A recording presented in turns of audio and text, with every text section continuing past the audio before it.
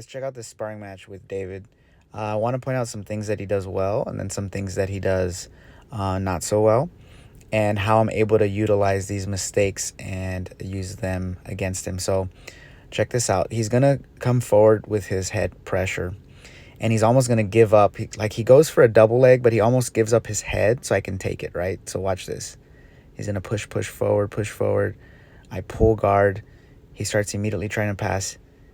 Comes forward again for a double leg. I use it for a guillotine. He uses it to pass, actually. He's probably gone away with this before, but not today. So I recompose my guard. He tries to go X pass, tries to go knee cut, and look right here. I'm going to get underneath him and underhook that leg and keep my hips underneath his hips. He's going to stay wide with his base and keep his hips pretty strong, and then he's going to throw his leg over my head, and I'm going to use this to get that underhook with my right arm. He's going to switch to a head and arm, but you see my leg's in between his legs. I'm going to try to go for his back. So I maneuver out from his back, come all the way up, and land in this scramble. Now notice I have the head and arm. I repivot. I stay connected to his hip, and I turn, and he ultimately gives me the back this way. So this is one way you can see that I was able to capitalize off his mistake. David's very strong and very pressure-oriented, and it's great sometimes, but it could also be not bad, but it can also lead to mistakes if he's not careful. So that's what happened here. So he's doing a good job escaping, running the corner, hand fighting, peeling off the hook, tries to grab the back of my head to come up. So I abandon and go immediately to knee cut headquarters. And so I start going knee cut headquarters. I grab the back of his head to stabilize my base. He does a good job with the knee shield. He comes up with a underhook, like a sit-up. I immediately push my knee out across and go to like a quarter mount. See how he's up? I'm able to float pass, keep all my weight at my upper body, and use my knees to basically pin his hips. Now, even though my foot's technically in his half guard, I'm actually in more control this way. I prefer this than going straight to mount because I'm usually smaller than my opponents. I'm at about 140. He is probably at about 195, give or take. So because of that pressure and that weight difference, I have to utilize these type of positions where I put my arm and my leg in between his legs, so it keeps him from hipping out and inverting and creating scrambles.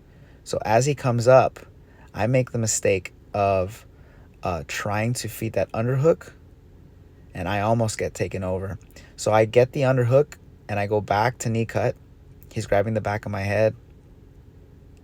And again, I'm able to use my cross face pressure. And I keep putting pressure forward using the cross face and that underhook. That's really the big difference here.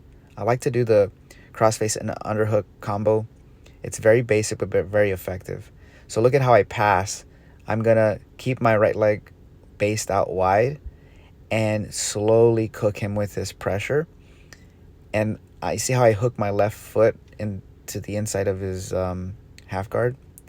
I'm able to do that to stabilize and not help him or allow him to create a scramble.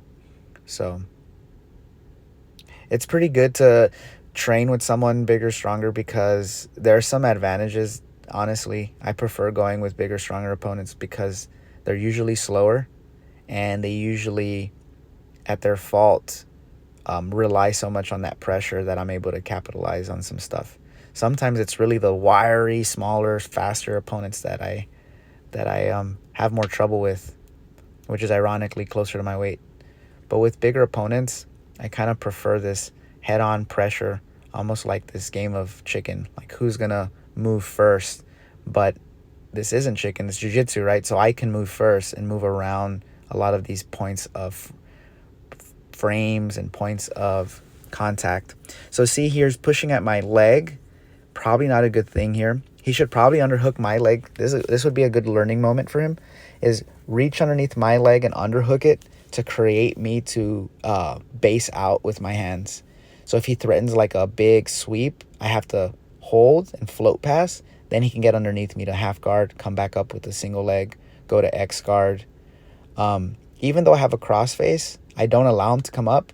He can put his left hand in between my legs and go all the way to his right. So this is him trying to really work his half guard, except my legs are smaller than his. So if you notice, he's cupping over the ankle. But by going back to the back, to his back, and rolling to his right, he can off balance me a lot better and utilize that kazushi. So good teaching moment. He puts me back in the half guard, but honestly, I let him put me in half guard so I could slip right to mount.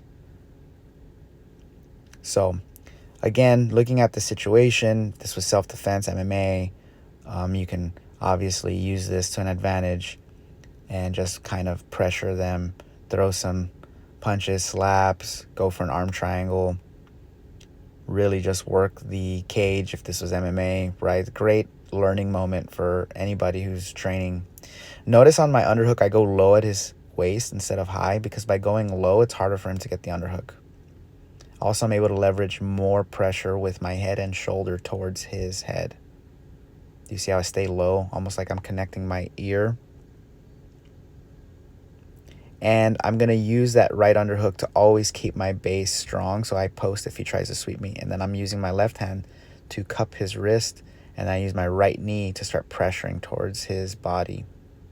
My left leg is posted out to keep a wide base. And I pressure forward. I feel pretty good with this pressure.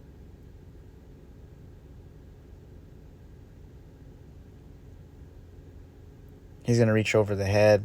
He probably should have broken the grip on his right wrist and framed at my shoulder and really tried to pummel that underhook. If he can't pummel that underhook, then he can dive deep in between my legs to work some half guard.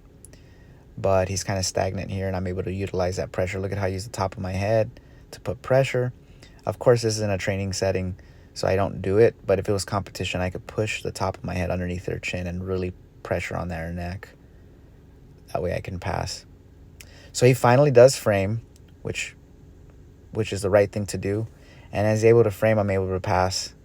And then immediately I start working that side control. And then I start going to mount. I put my left ankle back into his half guard. Allows me to control his body better. And even though he does have an underhook here, I have a heavy crossface. And I keep my head low so he can't do anything with that frame. This is where I make a mistake, because I try to feed into that underhook and he's able to sweep me from that half guard. So immediately he's in my closed guard. I wrist control and overhook on the the right hand. But on his left hand, I'm gripping the wrist. He tries to use his knee to break that grip. I don't know if you saw that. He's going over underpass, but not going to happen because my guard is a little annoying. So I'm going to go Matrix K guard, hook, frame. He defends well. I probably should have set it up faster. So I go De La Hiva, frame at the shoulder, and he's going to backstep. I'm going to use that backstep to create momentum. And I hook underneath his leg. Do you see that? Basically to get that sweep. And now I pressure forward. So as he backstepped, I was able to use that momentum to come up, hook behind his hamstring, and fall into a knee cut. Now I knee pressure the arm, and I start pressuring forward from half guard while I have his right arm pinned. Now remember, he doesn't have an underhook, I do, and I have a heavy crossface. I'm able to windshield wipe out of half guard, continue to pin the bottom arm, and I start attacking the far side arm. If he comes up, I'm ready to attack. If he stays low, I attack the straight arm. So I have a straight arm, have a Americana, Kimura, wrist lock. Depending on what he does, I'm waiting for that option. So I'm pinching tight over the tricep, using my shoulder to pin his arm. He knows it's coming. He comes up, and that's kind of the big mistake here. Because he comes up, I mean, to be honest, whatever he kind of does is a mistake. So I'm waiting for him to make his choice, basically. If he stays back, I go for the straight arm. If he comes up, I go for the armbar or Kimura. So he keeps coming up. So he makes this pretty simple. He makes it simple for me because now I just step over the head and I start isolating that arm even more. And notice my left hand is always actively posting, so that way he's not able to sweep or create a crazy scramble. Now he connects his hands together because that's exactly what he wants. He wants to like roll me over. But because my base is so far over his head and my hand is posting, my left hand, I'm pretty safe. So now I start gripping. My leg is already over his head. My hand placement is super important because I was underhooking the arm, and I slowly start moving it over to the wrist, forearm area. And now my left leg comes free, and I push off his hip with my left leg. Notice I'm also angled, so my left knee is pinning his upper body so he can't come up. And my right leg's over his head.